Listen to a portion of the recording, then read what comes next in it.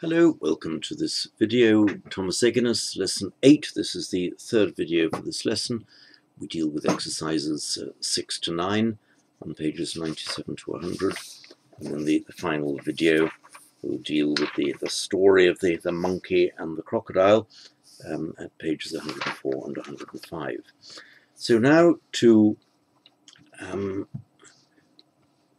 exercise 8, now to the meat of it.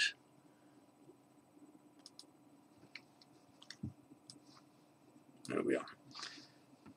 So I'm looking at page 97 in the printed book, and the key to this exercise starts at page 261. 6a, the elephant is not the king of the forest. So how would we put that? The forest of the elephant, the elephant of the forest, the king is not, is how it would be expressed in Sanskrit. So we'll do gajah, elephant, of the forest, vanam, neuter form, nominative form, vanam, genitive, vanasya,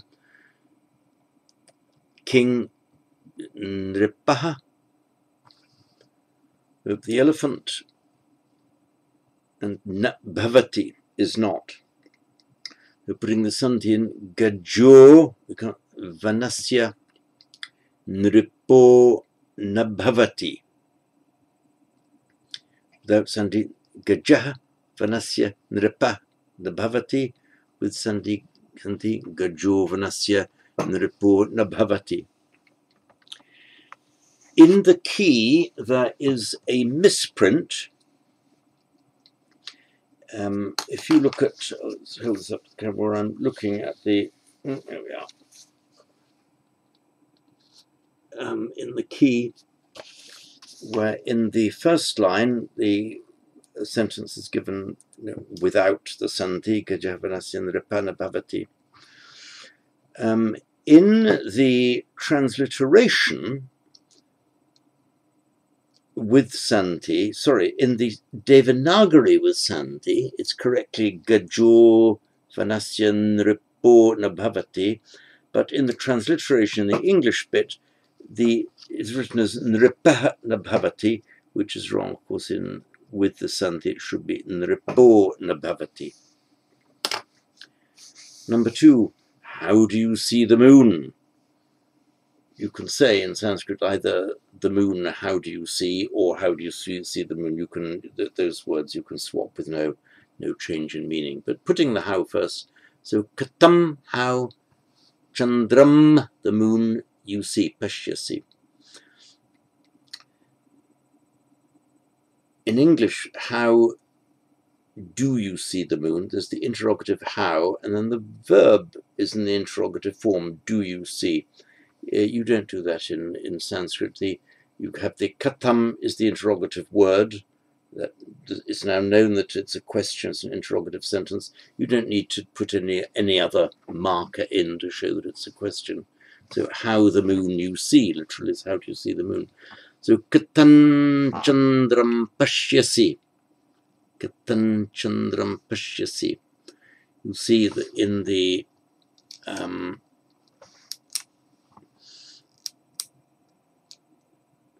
actually there's another. I think there have been actually several errors in writing the transliteration in this exercise, because in 6b we should have the sandhi, the anusvara. How do you see the moon? Katam, but it's followed by a consonant, so subdotted. Chandram, followed by a consonant, so subdotted. Pashyasi. This has been incorrectly omitted in the key. So in C, maybe it's because there was an earlier note saying that we will use sandhi only to the extent that the specific rule has already been introduced. So maybe it's intentional that it hasn't been done. But however that may be, I'll just point out what it should be. So sentence C, Rama thinks that he sees the deer. So we alter that. Sorry, silly me. I've forgotten to show you my iPad. All you missed there was in sentence B, and I've written out the transliteration as you see it in your key, Katam Chandram Pashyasi. All I've done is to correctly write at the dot under the M in both cases. Katam Chandram Pashyasi. I haven't written it very well. There we are. So, sentence C, Rama thinks that he sees the deer. We transpose that by saying, I see the deer, iti, Rama thinks. So, I see the deer, mrigam pashyami. I see the deer, iti, mrigam pashyamiti. Then Rama thinks, without sandhi, Rama chintayati. At the risk of introducing a bit of sandhi that we haven't done yet, but we're doing it now. Rama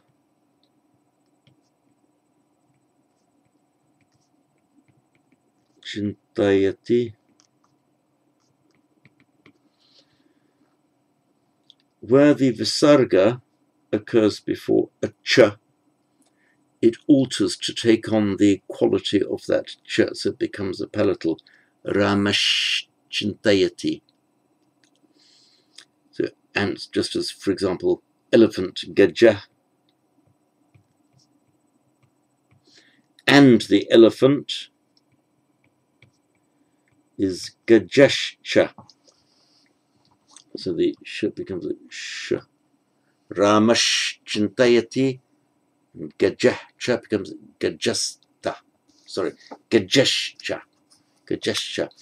In the recitations in Sanskrit on YouTube, I've often heard these sh here, gajashcha, pronounced more like a s. You will hear that pronounced in that way.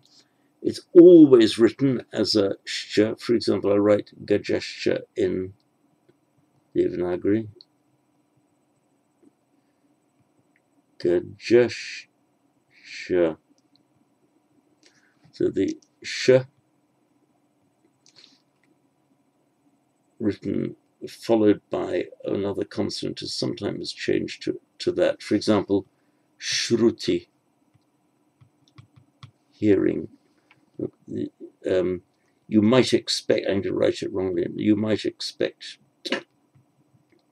to see it the shru version like that, but it's not. You written like that. That's the shru. That's the shru. Shruti. So this is good. So this sign here is the sh.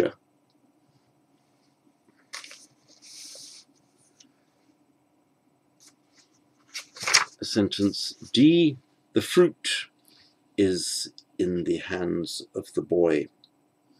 The fruit, palam, of the boy, balasya, in the hand. So hasta is hand. The dual is hastau, and the locative is hastayo. So in the hands of the boy is a balasya hastayo. So palam balasya hastayo bhavati, which by sandhi becomes palam balasya hastayor bhavati. There's some sandhi with ah and ah. Various rules apply. But where you have a sandhi with I, U,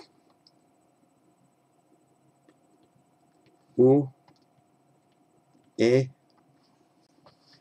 What mostly happens is before, well, always before a vowel and before almost every consonant apart from a R, which behaves differently, this final visarga preceded by a consonant other than A or A changes to a R. So, is in the hands of the boy, is a palam, the fruit is in the hands of the boy, palam, of the boy, balasya, hand hasta, locative dual, hastayor, but hastayor bhavati.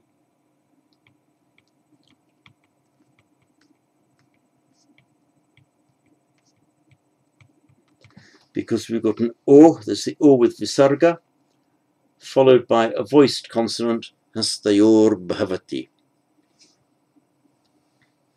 And of course it's written as all one, so hastayor bhavati is written like that. Hastayor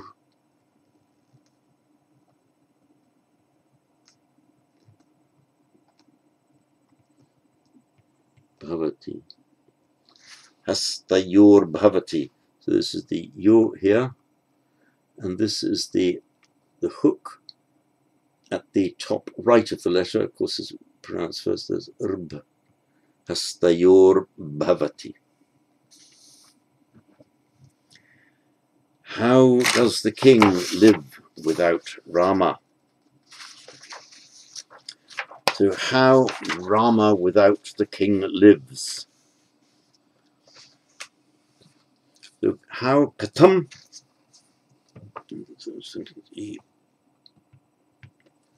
How Rama with katam ramena vina nripo vasati. Vasati is more to dwell. Jivati is to be alive as opposed to be dead. Vasati is more to dwell or to carry on your life doing something. Vasati. So there's an overlap between them, but jivati is more stating that somebody is alive as opposed to dead. Vasati, yeah, he's there. How does he live? How does he carry on his life, or where does he live? Vasati you would use. So katam. So how katam, and we're going to have ramena vina without Rama. We put the subdotted M. Katam ramena. Remember, retroflex N, because there's a R before with nothing to block the retroflexing. Sorry, my pen is going funny again.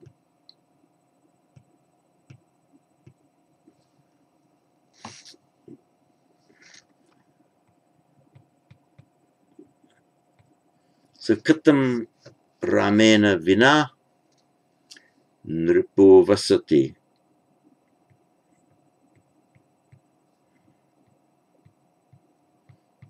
Without santi, of course, it would be nripaha vasati, become nripo vasati. Katam ramena vina nripo vasati. I'll write this in Devanagari for you. Katam ramena vina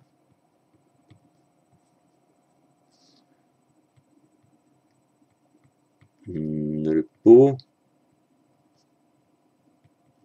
vasati. Now, F, Rama is the king. You can say the king Rama is, or you can put it the other way around. Rama is the king. It will have the same meaning. So,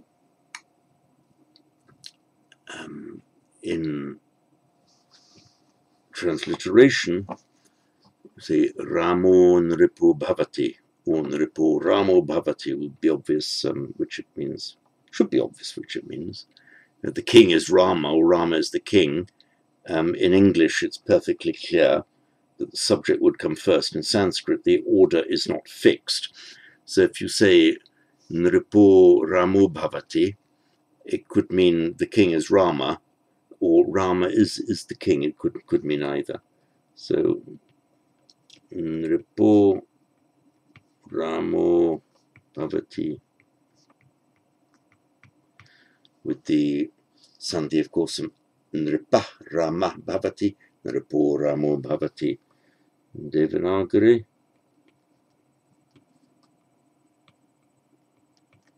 Nripo Ramo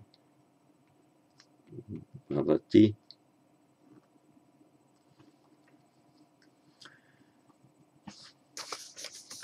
Sentence G. Oh, the king is Rama. Okay. So I was confusing looking at sentence G, F and G in the key. If we look back to the previous paragraph, which says in this text the predicate nominative is usually placed after the subject. Okay, that's what Egenes has done here. So Ramo Nripo Bhavati, Rama the king is meaning Rama is the king. And the other way around, Nripo Ramo Bhavati, the king is Rama. So which of these people is the king? Rama. So Nripo Ramo Bhavati, the king Rama is.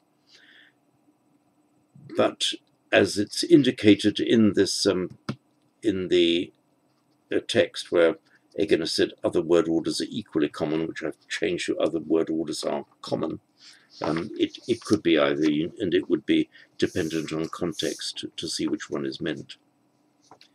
So sentence H, so F and G are exactly the same, both Nripa and Rama swap round. Sentence H, the hero lives in the village of the immortals. The hero, the Vira of the immortals, Amrita, immortal, Amritanam. Remember the N in our Nam is not retroflex because although there's a R earlier in the word, there's a T there that blocks it. Amritanam. In the village, Grame Vasati. So the hero lives in the village of the immortals. Let's write that with Santi. It'll be Viro. Sorry, my pen's behaving in a funny way. Apostrophe. So Vira Amritanam becomes Viromritam Nam. Viromritanam. And then dot under the M because the Anusvara followed by a consonant. Grame in the village. Vasati.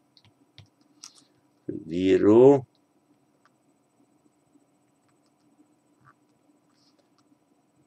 Avagraha for the missing A. Amrita Nam.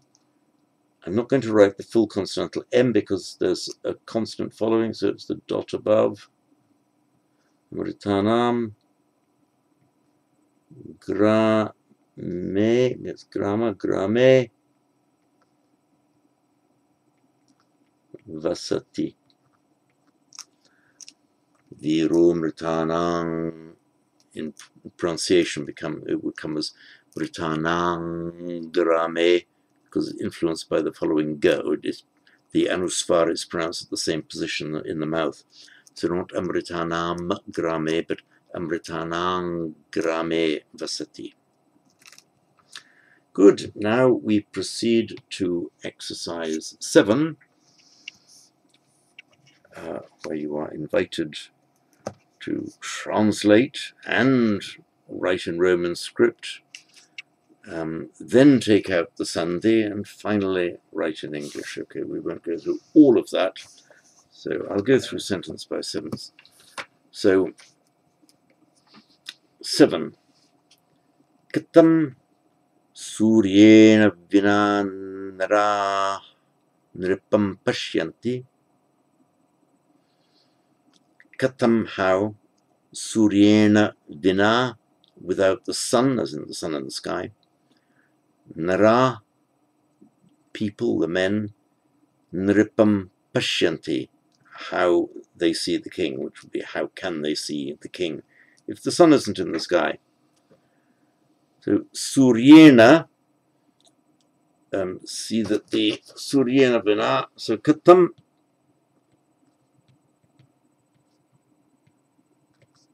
followed by consonant Suryena. Is there a dot under the N? Yes, there is, because the Y does not block the retroflexing of the N. Suryena, without the sun. Suryena vina, kata Suryena vina, the men the king see. So nara, it would be nara with anusvara, but followed by a voiced consonant. It drops off. So it's not naraha, nripam, but nara, nripam pashyanti.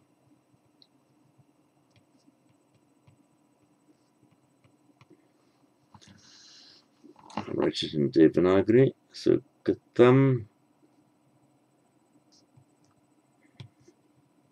So I didn't write that very well. Oh, let me write it better.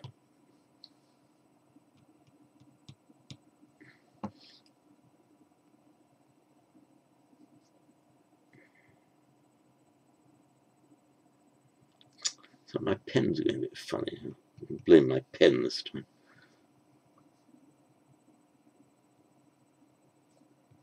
Katam. Similar to long U. This short U would be su, written like that. That's the short U. But this is long su. Surya. Suryena. Vina.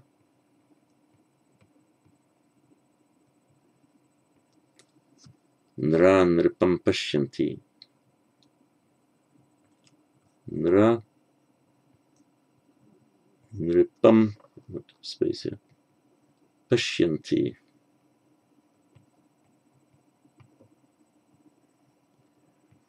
Earlier I mentioned how the letter sh, the shape of the letter sh, can change if it's written with a shwa or shra, things like that. If it's followed by y, it retains its characteristic shape unchanged.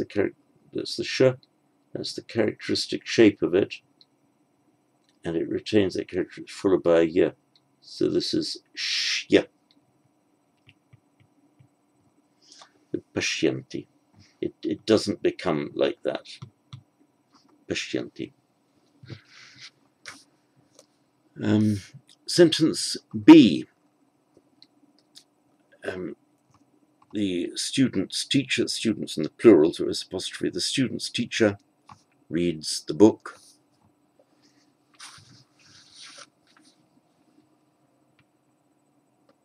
The student is shishya.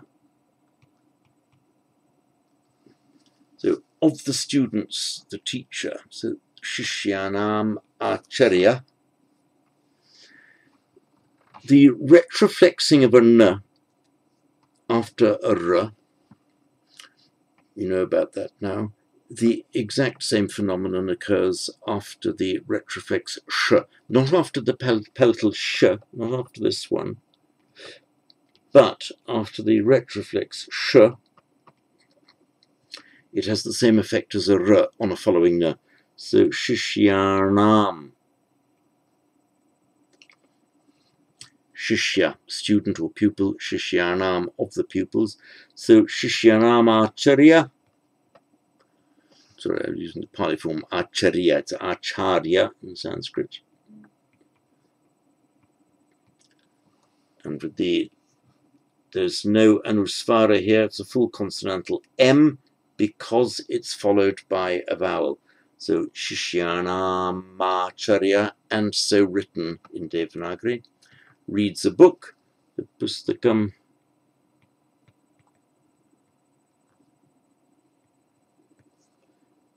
Patati.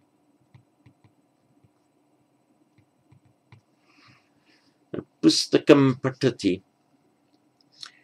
There's in pronunciation, you pronounce that as an ordinary M, pustakam patati. Why? Because it is the anusvara, but it's followed by a p, and therefore the m and the p go together, so pustakam patati, but it's written as an anusvara. In some texts, I think it's less common now, in some texts it can be written with a full M, like this. Pustakam patati.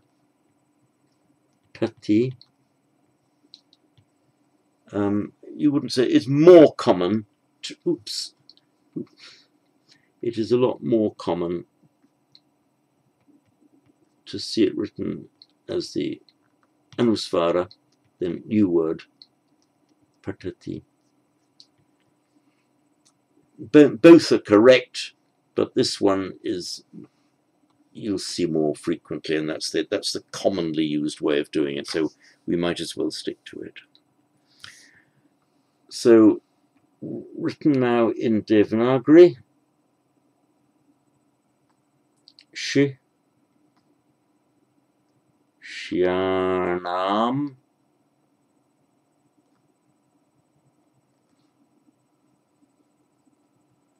so Shi, so Sh, so Sh, pen's being funny again.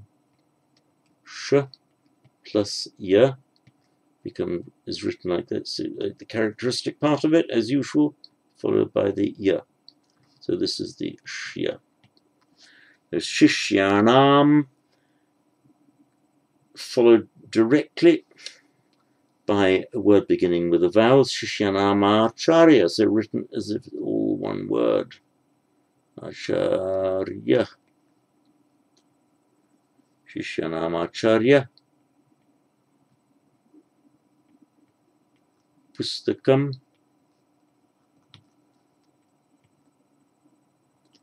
Patati. Sentence C.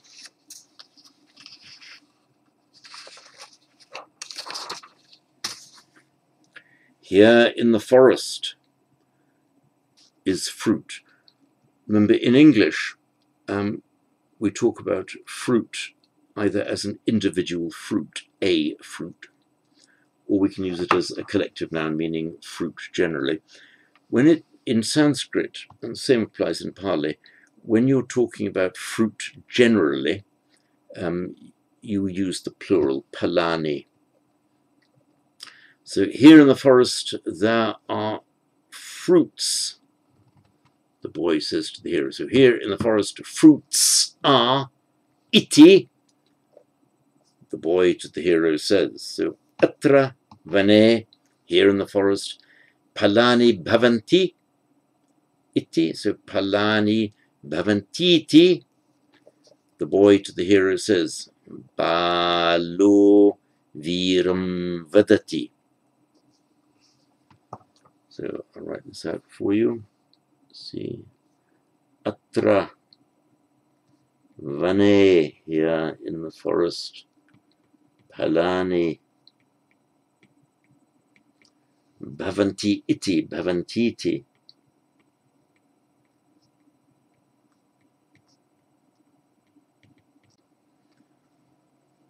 The boy says to the hero, balo viram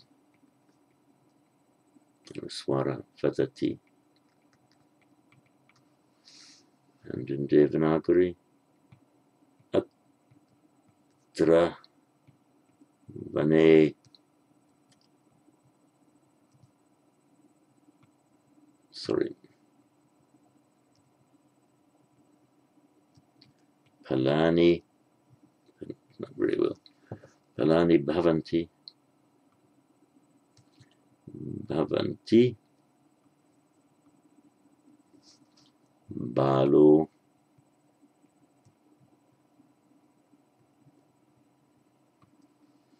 viram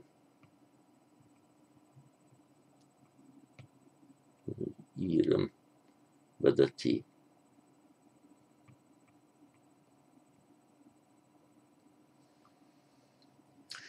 This letter L, sorry, sometimes you can write it like that. That follows the printed form. You'll often see it written, handwritten like that. You won't see it, this is the manuscript form. I don't think you'll ever see it in a printed book like that. This is the printed form, which of course you can write. This is the manuscript form. So sentence D. The deer, so mrigam vane vasati, gajashcha grame vasati. So the mriga, the deer in the forest lives, becomes mrigo vane vasati, and the gajashcha becomes gajashcha grame vasati.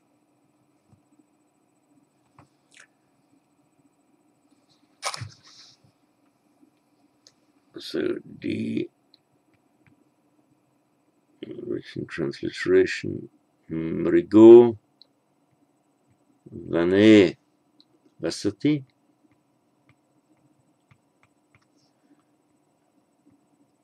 So gajahcha becomes gajashcha, and the elephant in the village lives, grame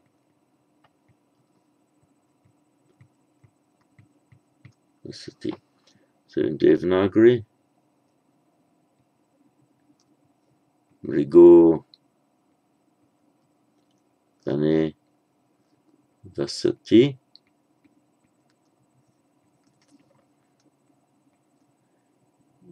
Sorry. Gajashcha.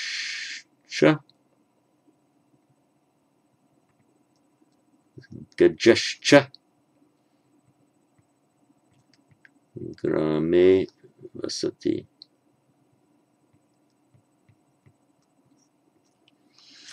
The gr. In a printed book, you see the g and the r for the gr. In handwriting, sometimes the stroke is put on, so it's a g, but sometimes the handwritten stroke will be put like that at the bottom. So I could have written grame in the village. Sentence E. Knowledge is not in the book, the teacher said.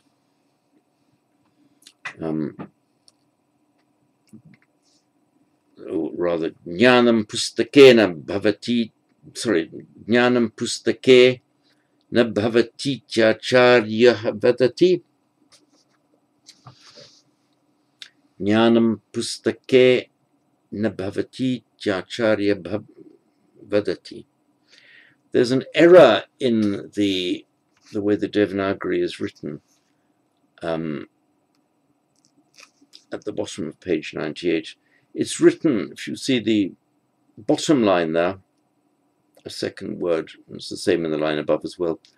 It's pustakena. It's written as if it's by a book, but no, it actually should be written as two words. Pustake, in the book, nabhavati, is not. So there is an error here, which please note. So jnanam pustake nabhavati iti acharya vadati. Knowledge in the book not is iti, the teacher says. Jnanam pustake nabhavati acharyo vadati. So jnanam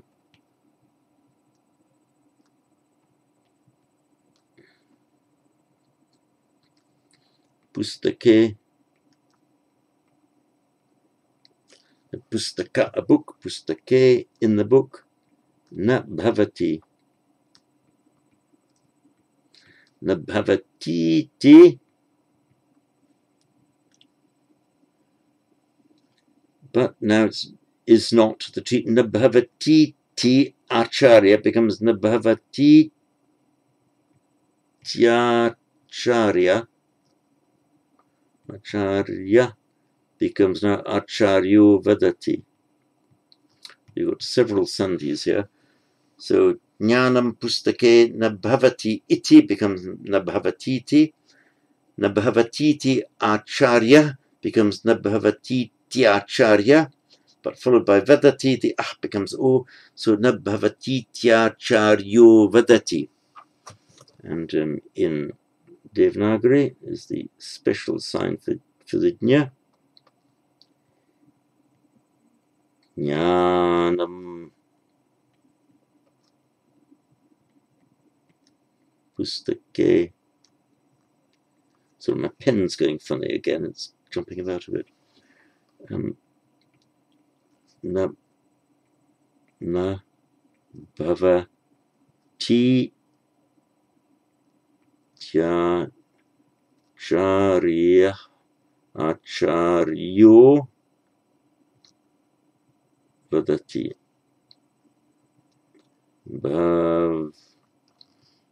Sorry. Bhavati,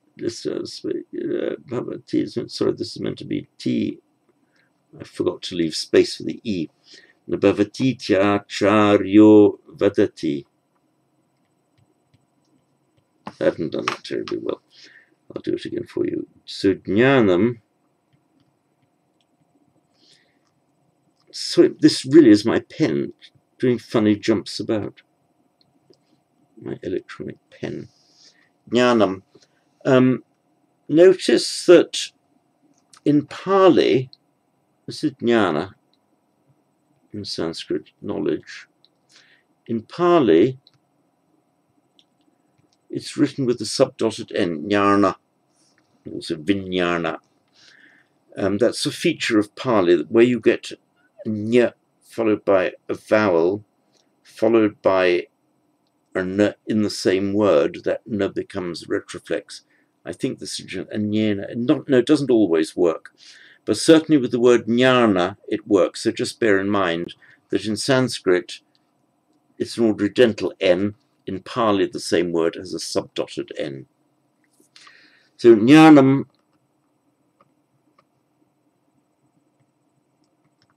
pustake, in a book, na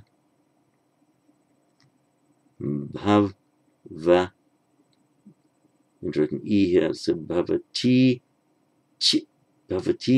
tya charya. Now I want to write acharyo. So I write the y first, and then I'll write the stroke for the o. I'll put the dot. Bhavati.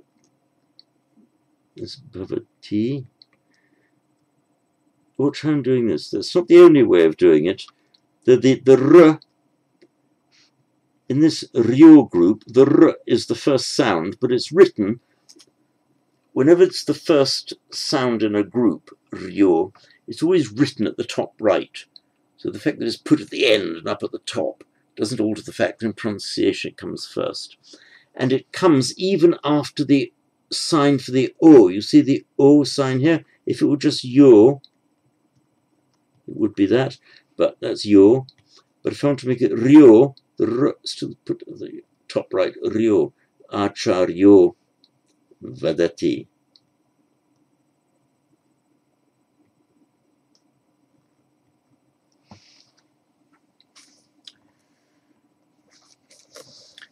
Sentence F. Pustakena vina shishya jnanam smarati. Now here, I'm looking at the top of page 99. Pustakena is correctly written as one word. The mistake in the at the bottom of the previous page, it should have been written as two words. Pustake na, in the book, not. But here it's correctly pustakena, the instrumental of pustakam. So pustakena vina, without a book. The student remembers the knowledge. With santi shishyo jnanam smarati. So we transliterate it. Without the book, the pustaka book, vina takes the instrumental, so pustakena vina, without the book, the pupil or the student. Remember, on this word shishya, you've got two different forms of the sh. Of course, they're entirely different letters in Sanskrit. So it's the palatal shi, and then the retroflex sh, shishya.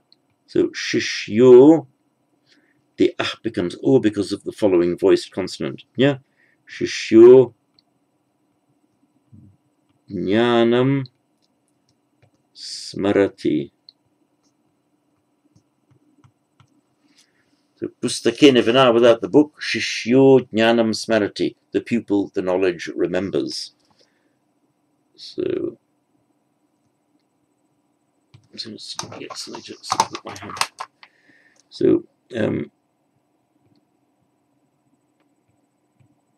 So pustakena vina shishyo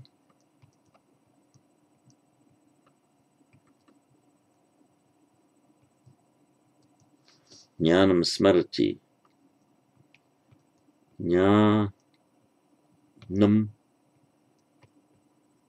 smarati. Smarati, root smri, to remember. Smarati. You make a verbal noun. There's more than one way of making a verbal noun, but with this has very numerous other verbs. You can make a verbal noun just by adding ti, the ending ti, which is feminine, to the root. So you get smriti, which literally means remembering.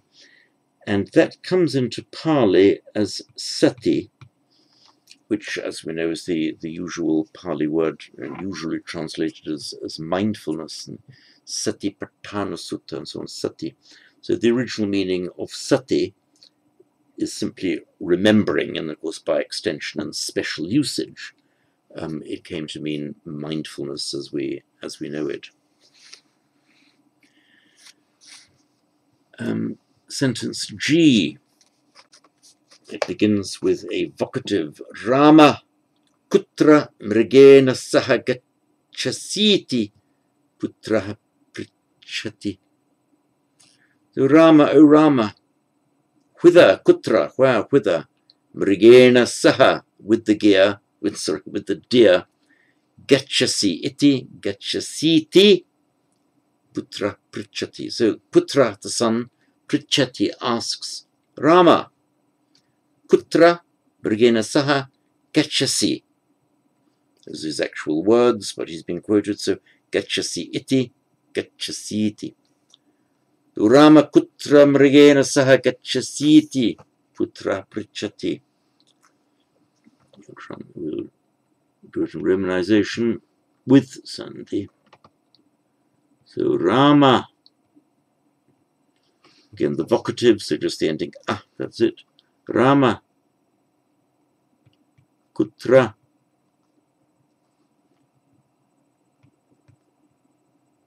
mrigena, remember subdotted n here because a g intervenes, that doesn't block the retroflexing. Mrigena saha, with the deer. You are going. Gacchasi, but this is gacchasi iti, so gacchasiti. The son asks, putra prichati. And in Devanagari, Rama kutra mrigena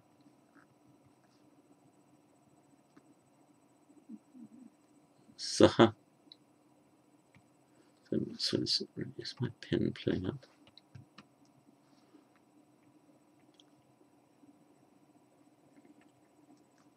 Gacchasiti. Gacchasiti. Putra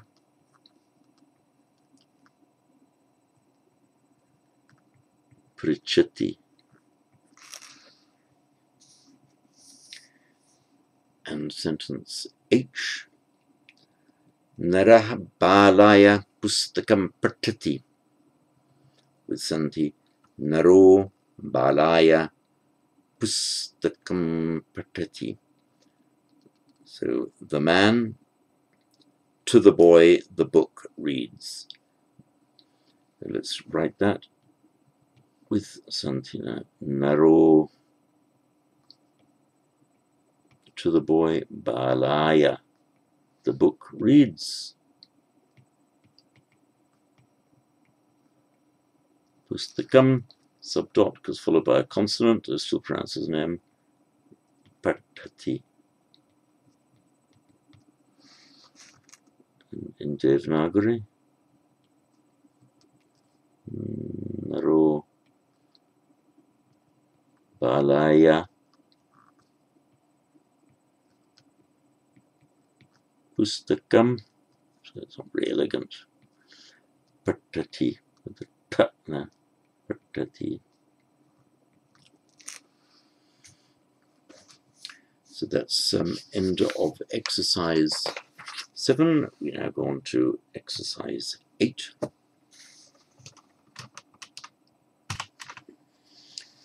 So sentence 8a, translation to Sanskrit. Where do you read the knowledge of immortality? So where, kutra, knowledge of immortality, we'd say of immortality, the knowledge. So amritasya jnanam, you read patasi. So this becomes, so kutra amritasya, of course, becomes kutramritasya. Kutramritasya jnanam patasi. I'll put it in Roman and then in Devanagari. And I'll put in all the Santi now as we go along. So kutra, kutramritasya. So kutra amritasya, kutramritasya jnanam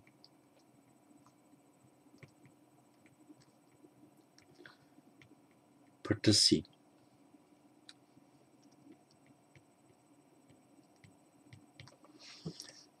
And in Devanagari,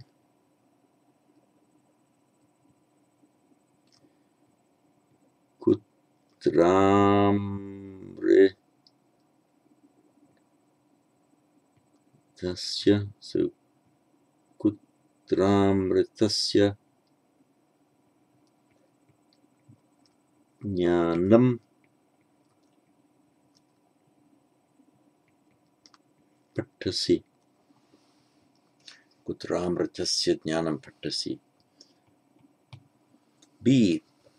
How does Rama go to the forest without the horses? So how horses without Rama to the forest goes. So katam, how. So horse, ashva, without vina, without the horses, you want to put it in the instrumental plural. So that would be ashvai, without santi, ashvai vina. But remember, this is a visarga preceded by a vowel other than an a or a, by an I. So it's ashvairvina. It turns into a ashvairvina without the horses. So katam ashvairvina.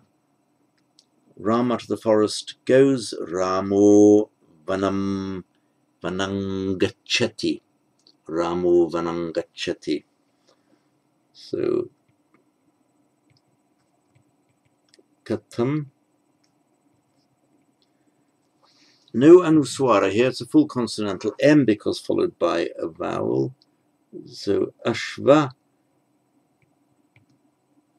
it would be ashvai with visarga, but it's not because it's followed by a voiced consonant. So ashvair vina vanam gacchati. written as a subdotted M, but perhaps as a M because of the following G. So, oops, sorry, what's happening here? Vanam gacchati. So I'll write it now in full Devanagari with all the sandhi. And remember that because at the end of katam we've got a m followed by a vowel, it's all written as part of one word. So katam a, this is the Schwa. Katam ashvair vina.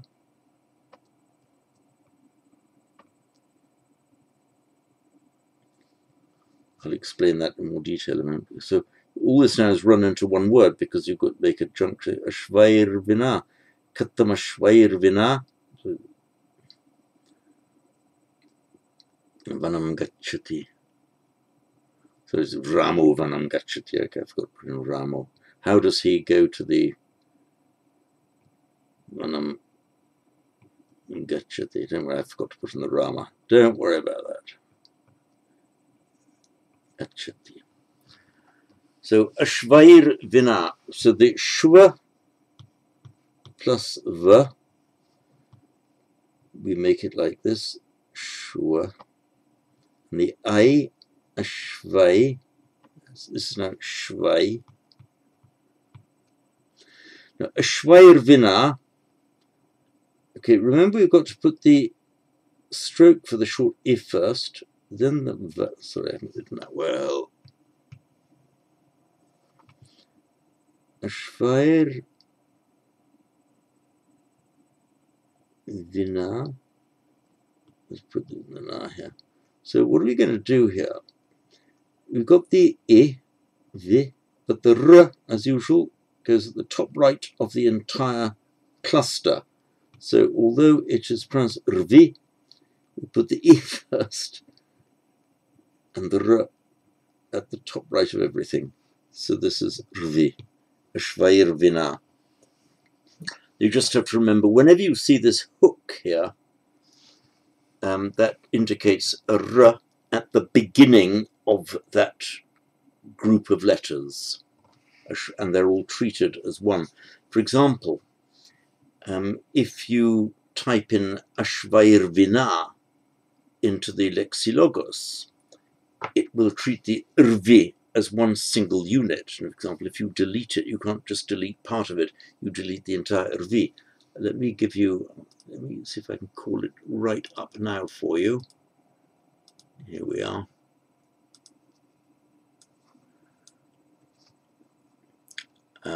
So I'm going to so the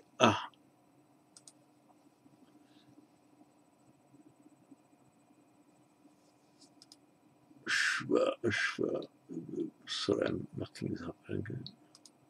Sorry, I've let me just pause for a moment. I've got to remind myself how to do this bit of the lexilogos. Got special input keys. Okay, I've reminded myself how to do it now.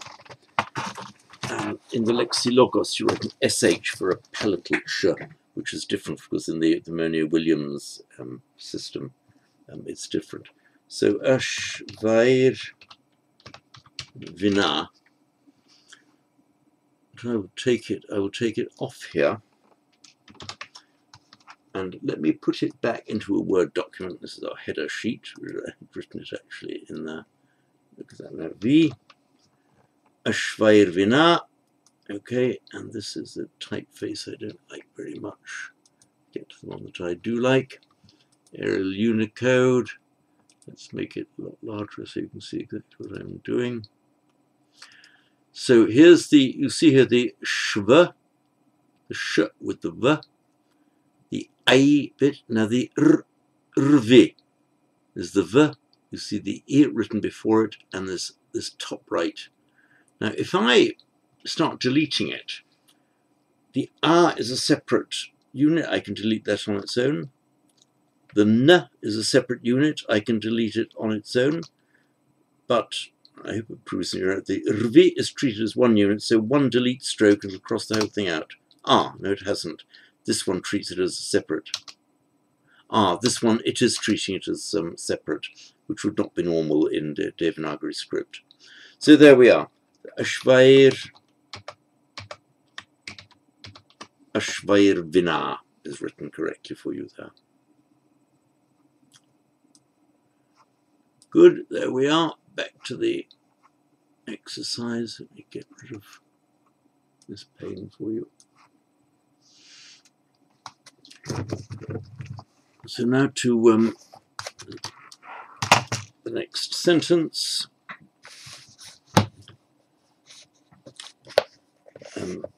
Sentence 8c. The hymns are in the book, the teacher tells the students. So,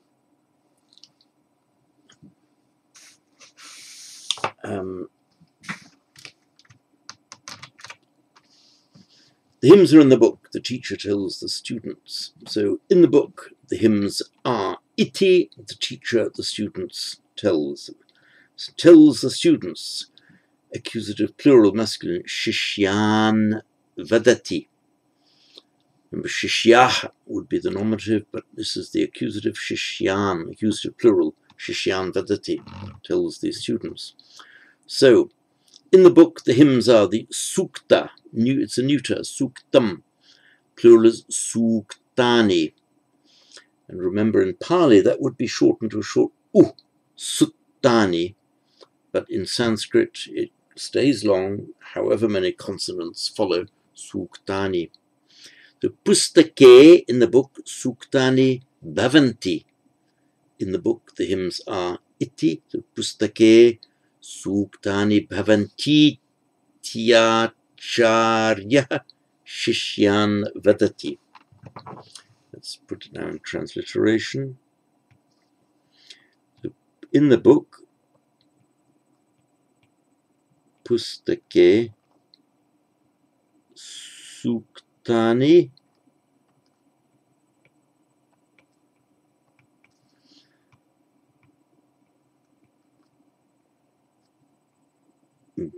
bhavanti, iti becomes bhavantiti, and iti acharya is ityacharya,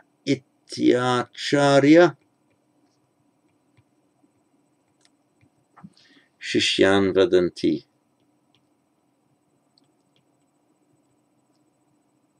Shishyan vadati, sorry, shishyan vadati, singular. So in Devanagari,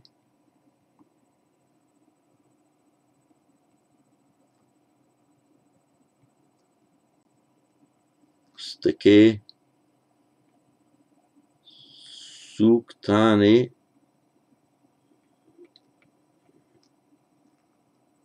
there's a special ligature for this one. So k plus t becomes something like that. Kta. Suktani bhavanti tyacharya.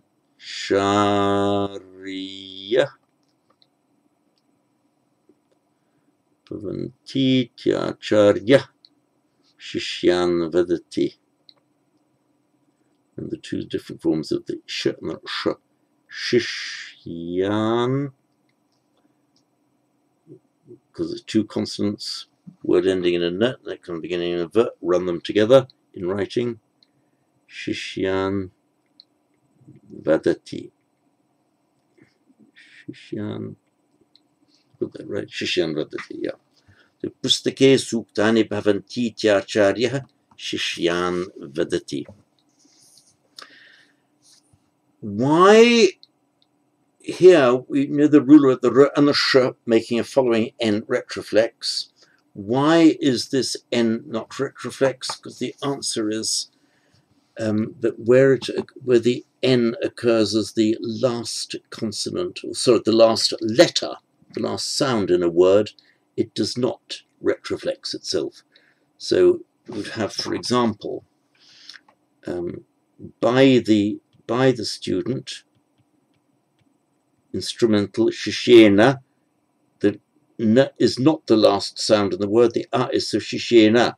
However, accusative plural shishyan. The n is the last letter, the last sound in the word. Therefore, it does not become retroflex. It remains dental. And the same applies, incidentally, if the n is followed by another consonant. So, for example, haranti, they take. The n remains as it is because it's followed by a consonant. So that's written as haranti. Haranti. But D, sentence D. Rama sees the truth and speaks the truth. So Rama satyam pashyati, and the truth speaks, satyancha vadati.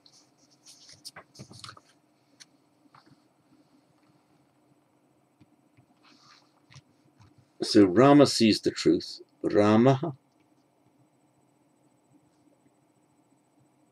followed by a s, so the visarga remains unchanged. Satyam, the truth, subdotted because followed by a consonant. Pashyati, and speaks the truth. Satyancha vadati.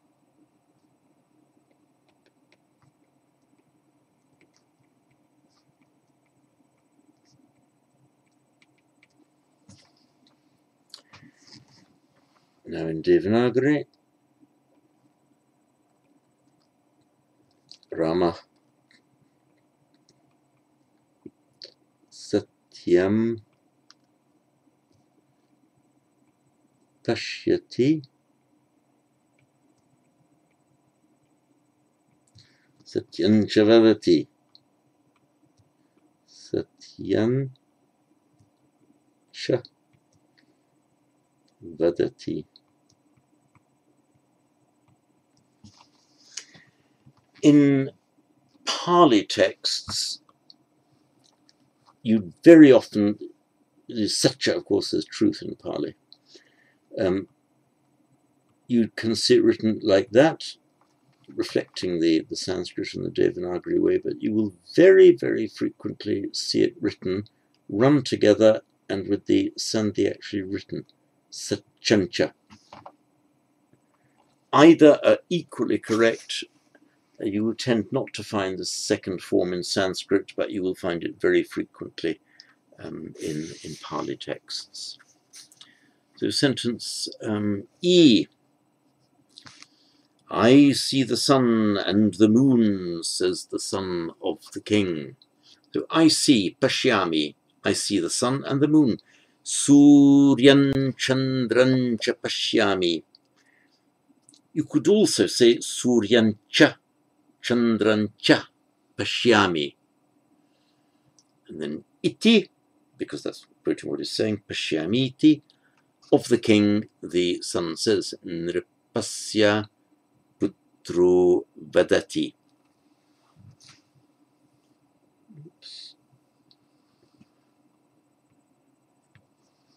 E. So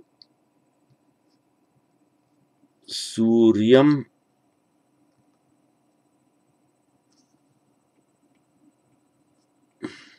Chandrancha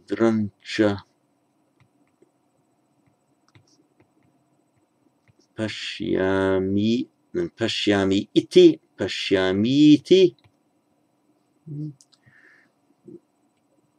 The kings of the king, Nripasya, Putra Vadati becomes, of course, Putro Vadati.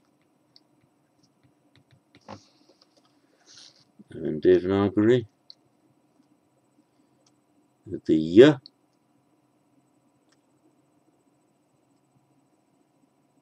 you can put the anusvara at the very end after the Suryan, Chandra. See a little, that's a D, but just a little stroke for the R following another consonant, Dra. So Suryam, Chandranta, Chandrancha. Sorry, my pen is playing up again. Sorry about that.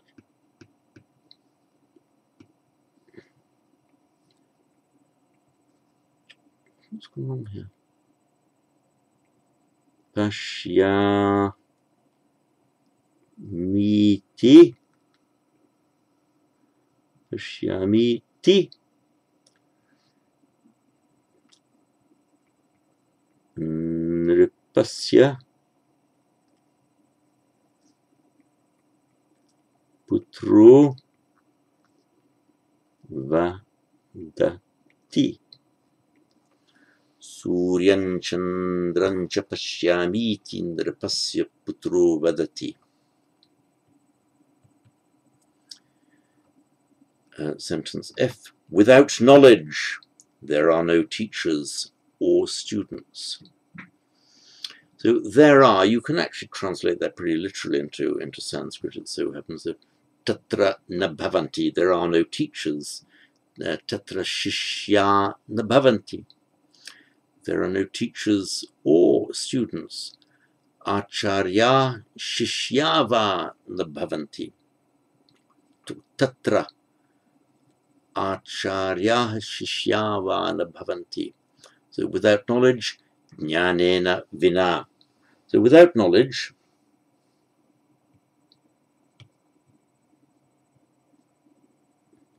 there's jnana, knowledge, neuter jnanam, but now instrumental, jnanena vina, without knowledge. We can use the form tatra. There's another form of saying that something exists, there is. It's vidyate, literally it is known or it is found. That's another way of doing it. But we can use the tatra bhavati here. So tatra, but we've got tatra acharya, so that becomes tatra charya. The next word is shishya, therefore the visarga can remain unchanged. Shishya, now that's shishya va are followed by a voice consonant, so the final visarga that you would normally have if shishya was standing on its own, students, shishya va, the visarga drops out, shishya va. Nabhavanti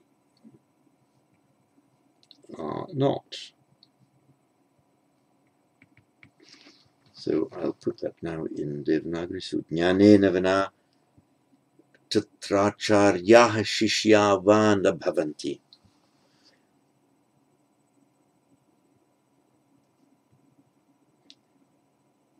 Jnanena vina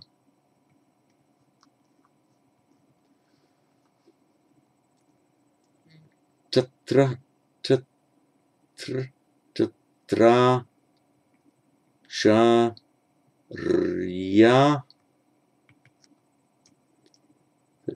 charya shishya va nabhavanti. Bhavanti. Sentence G. The hero speaks to the boys about immortality. Remember, if you speak to somebody about something, both the person you're speaking to and the thing you're speaking about can be put in the accusative. So, the hero, Virah, the hero, immortality to the boys speaks, that he speaks to the boys about immortality. So that virah amritam becomes viromritam. Viromritam balan vadati. Balan, accusative plural of bala. So we've got viro, visarga, apostrophe, viro mritam balan vadati. I think it's correct to say that when you're speaking to somebody about something, I think it's more normal to put the thing you're talking about first, followed by the person you're talking to. I'll have to see more as I go along. I believe that's correct. So, viro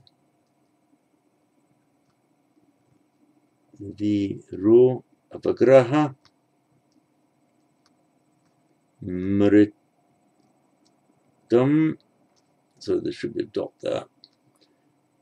And it's the anusvara because followed by a consonant. Balan. So balan vadati, these join up, so I'll do it in writing. Balan vadati.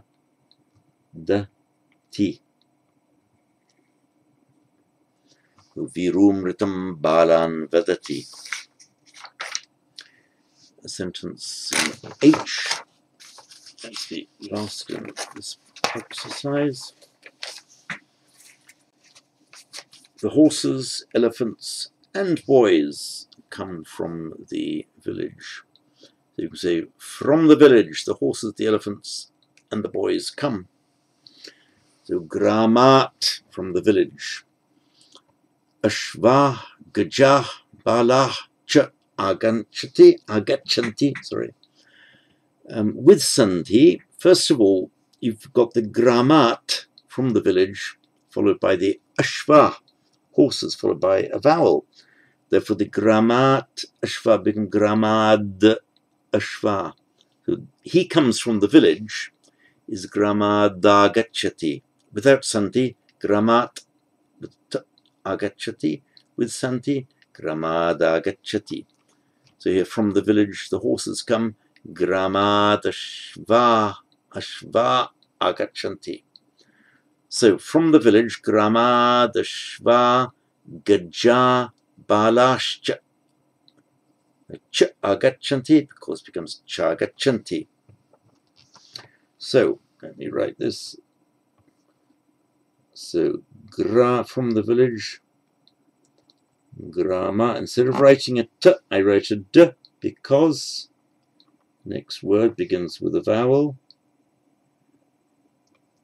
Ashva is going to be ashva, but we leave out the visarga because the next word begins with a voiced consonant. And same after, it would be gajah with visarga, but again, the next word begins with a voiced consonant. So it becomes gajah.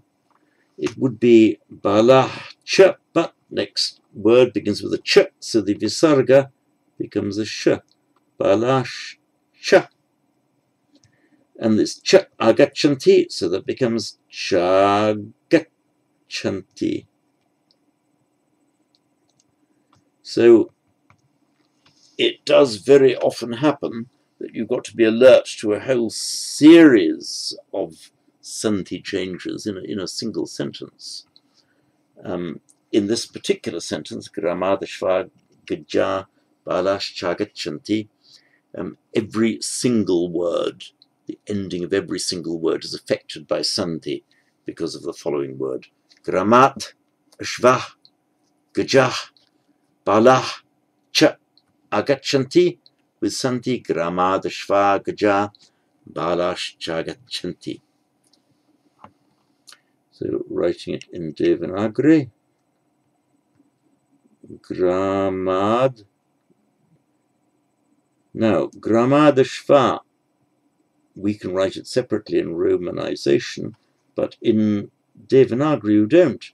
So after the d, this is the d, the next sound is the shva.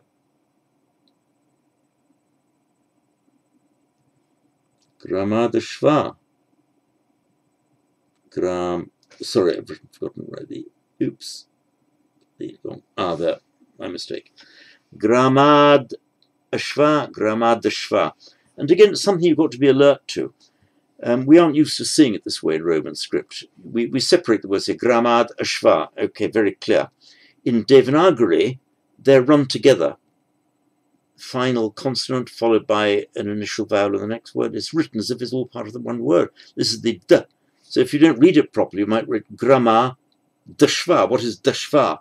Well, it's nothing. It's Gramad. Oops, sorry. Oops. Sorry. Let me just pause for a moment and get it back properly. Right, got it back now with some effort. So, Gramad Schwa Gaja Balash Chagachanti. Be careful about this thinking it's the Gramad Schwa. It's Gramad Schwa. You've just got to get used to that with Devanagari. So, Gramad Schwa, okay, ends in a vowel, so you don't join it to the next word. So vowel next word begins with a consonant.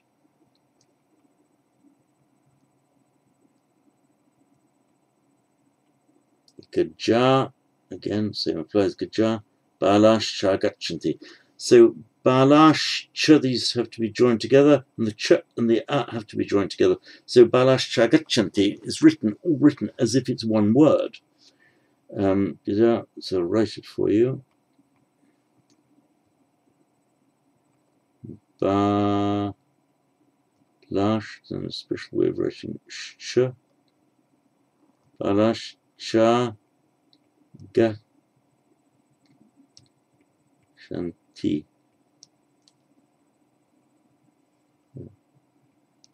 So Balash Chagachanti, and the boys come. That's it then on exercise 8, and we will go straight on to exercise 9.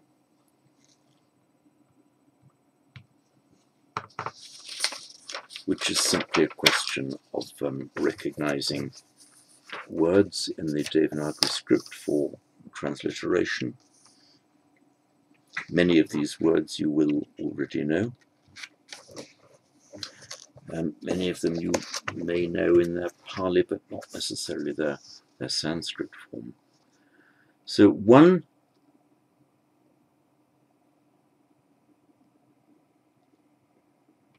Purana.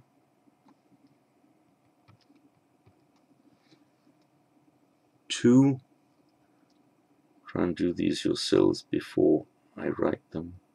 Rama. 3,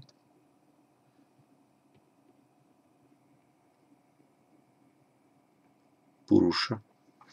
Purusha meaning a person, a human. That, incidentally, many of you will know in Pali. My pen's going funny again. Purisa, meaning a person. Purisa. Number 4, Prakriti.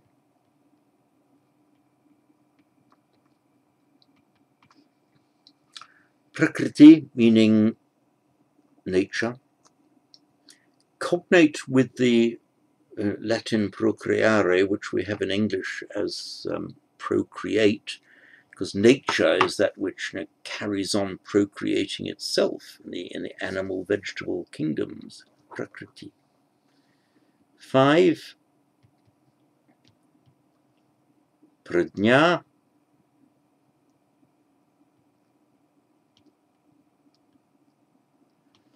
That's the one that we have in Pali as Panya. Prajna Sanskrit, Panya Pali. Number 6, Sita, the famous wife of Rama in the epic of the Ramayana. 7, written in its nominative, its full nominative form here. This word is the same in Sanskrit and Pali. Sukham. 8, Sanyama. Now, the dot above the Sa, that's written as like this in this Devanagari. Sorry, my pen, it really is my pen going funny this time, isn't it? Me. Samyama. So we write that as samyama. Yama, like holding in restraint. Samyama, holding in restraint. 9 is a word we all know. Samsara. Look, that really, just samsara. 10. Sanskara, which in Pali we have as Sankara. You can talk about the Sankaras or the Sanskaras, the formations. Same origin as Sanskrit, and Sanskrita, which we say Sanskrit, the formed, the refined, the composed language is simply the past participle of this, and then Sanskara is the verbal noun from that same root, Sanskrit, to put together, to assemble. Very next word. Look at that. Sanskrita, which we know as Sanskrit. 12. Satyam. In Pali, Satyam, a truth. The Arya Satyani, the noble truths, it's neuter in Sanskrit as in Pali. Number 13. You get another page up, the followers in the book. Rama Rajya.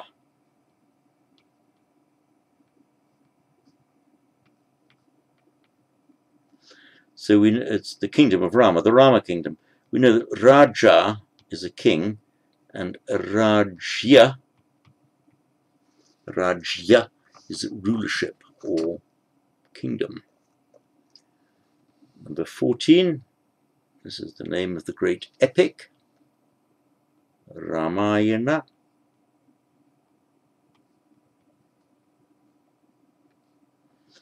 And note here we've got this retroflexing of the n because of the preceding r, even though we've got 3 vowels, the a and and 2 consonants, m and y, intervening.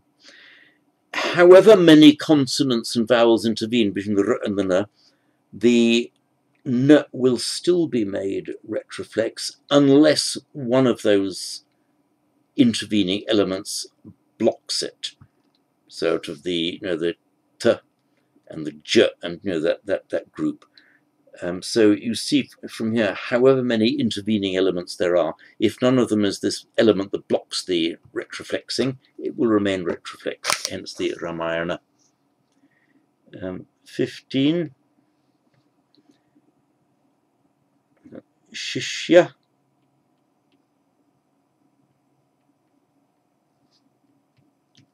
16.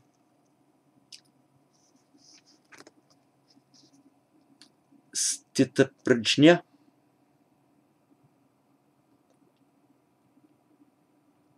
It's a compound word, so I can hyphenate it. Sorry, pen getting funny again, not giving me proper straight lines.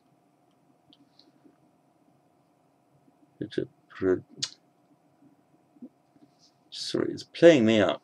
Sorry about that.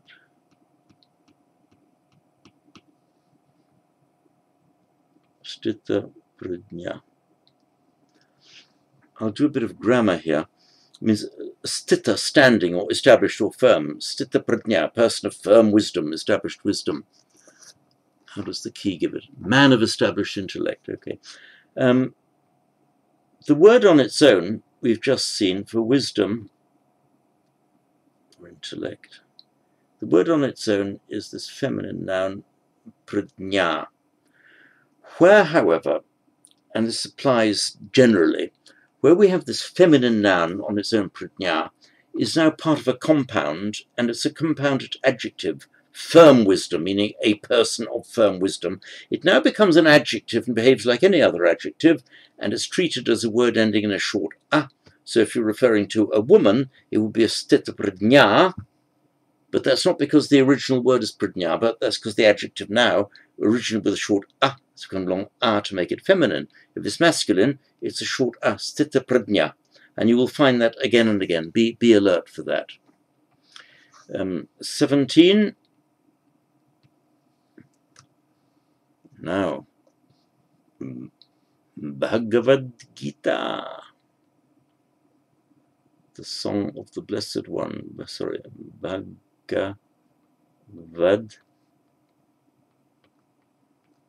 Gita. Note in particular the way the d and the g, they have to be written together in the Devanagari. Notice in particular you've got the d and the g written under it. That's the g. So Bhagavad Gita. 18.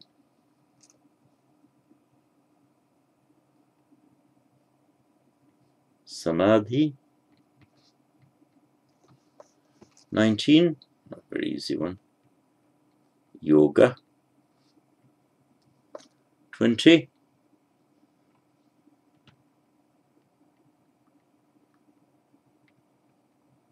Buddha. Don't notice here the bu and the d, the double d. You start writing the d and then you just tuck the d under it. So it's d. Sorry,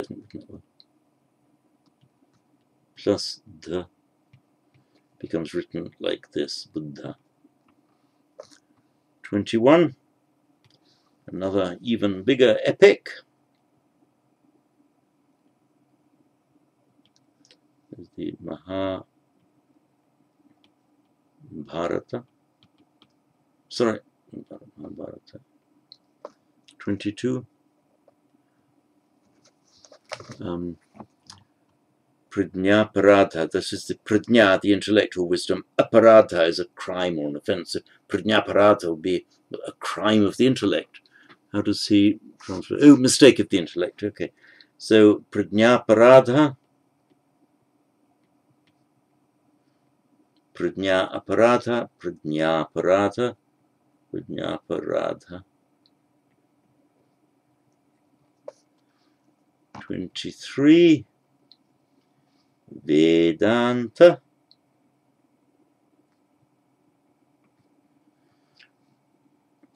That is a combination of Veda Anta, the Veda end, the end of the Vedas, because the Vedanta literature comes at the end of the Vedas, so the Vedanta. And 24, or the culmination of the Veda as well. 24, knowledge play, play of knowledge, is Veda. We can hyphenate in Roman script. Veda Lila. Lila is playing. So that brings us to the end of this exercise. There is a bit more in this lesson, which is the story of the monkey and the crocodile. I won't bother to do videos on the summary sheet, because this is just a resume of words that we've already had, the vocabulary, the grammar, and certain nouns and indeclinables. So I'll stop here, and then I will finish off this lesson with a further video, which starts at page 104, The Monkey and the Crocodile.